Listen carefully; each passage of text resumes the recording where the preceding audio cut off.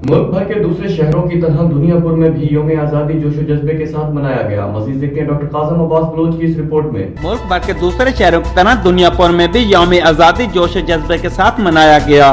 Municipal committee के सब्जाजार में assistant commissioner Ashraf Saleh, chief officer municipal committee Parvez Bhatt, tehsildar Aamir Mustafa Khan, chief officer tehsil council Khan Mohammad, deputy district officer education Fayaz Ahmed Sindhu, SHO thana city Duniyapur और हामिद जवेद व देगर ने परचम कुशाई की और पुलिस के चाको चौबंद दस्ते ने सलामी पेश की। म्यूनिसिपल कमेटी के जानिब से जश्न आज़ादी के हवाले से पुरवकार तकरीब का इनकाद किया गया।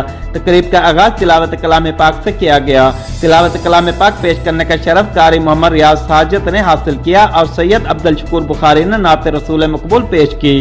तकरीब में स्टेट सेक्रेटरी के फरैज रेल नजीर ने सर अंजाम दिए।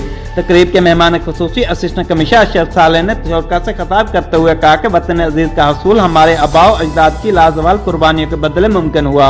हम अपने अकरबा की कुर्बानियों को कभी फरामोश नहीं कर सकते।